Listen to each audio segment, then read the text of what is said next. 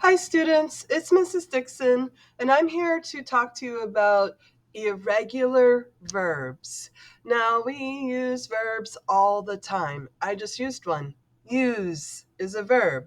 It's an action word, or it can be what we call a state of being, which is like the be verb, is, are. Anyways, there's millions of verbs in the world, but some follow the rules and others don't follow the rules. And so what I mean by that is some verbs, when you spell them, are spelled differently.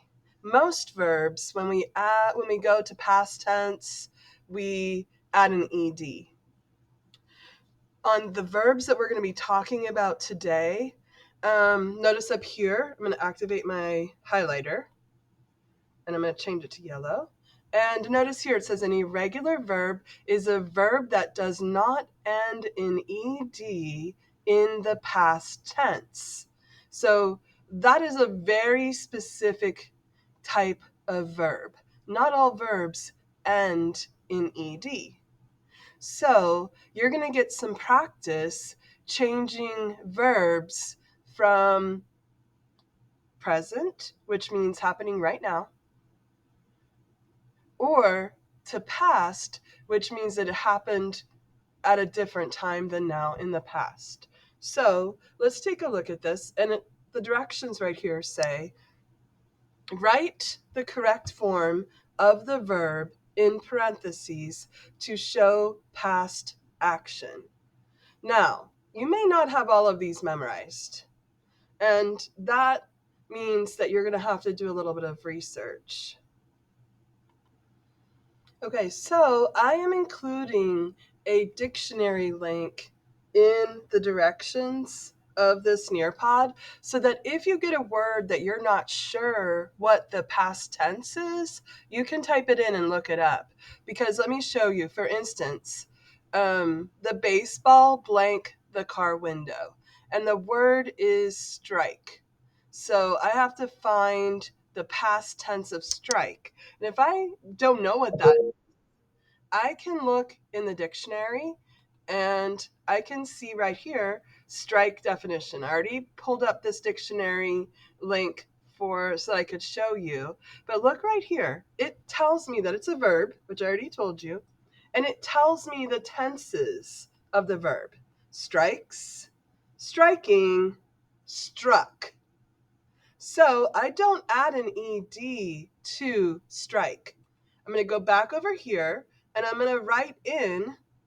You could type it or you could write it. It's up to you. I think I'll type it because it might turn out nicer.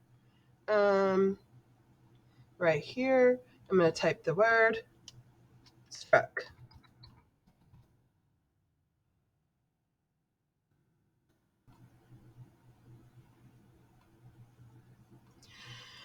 So when you're thinking about these irregular verbs, you may not have them memorized.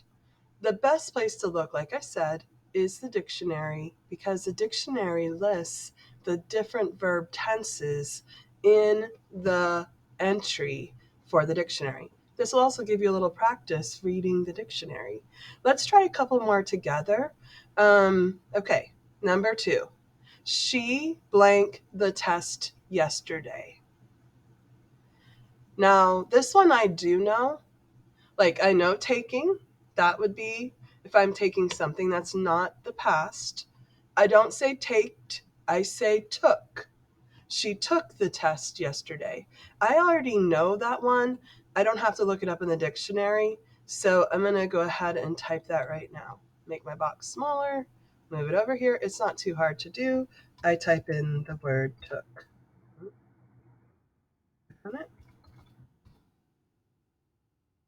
She took the test yesterday.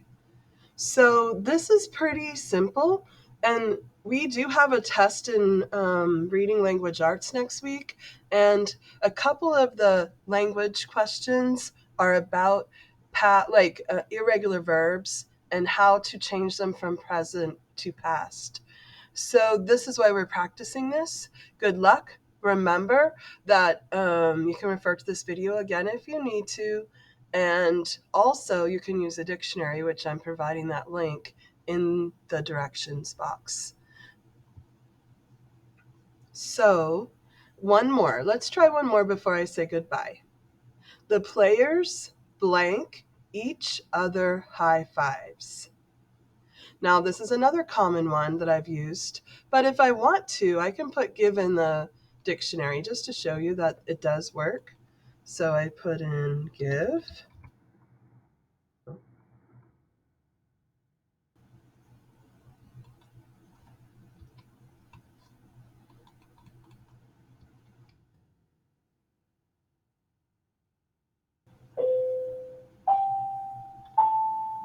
Well, sorry about that. My computer is okay. Sorry about that.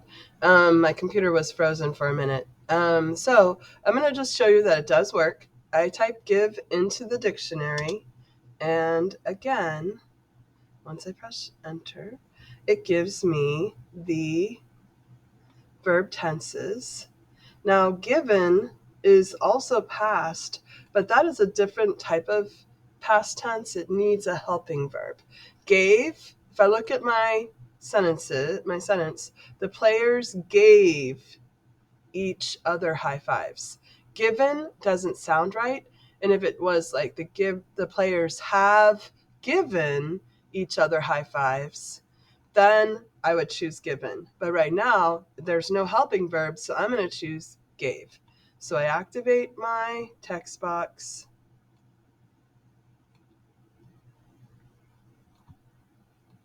and I type in gave. I'm not capitalizing. This is in the middle of a sentence. So now it's time for you to try this on your own. You have, if you push the net to the next screen, you will be able to activate your pencil or your text box and try the rest of these on your own.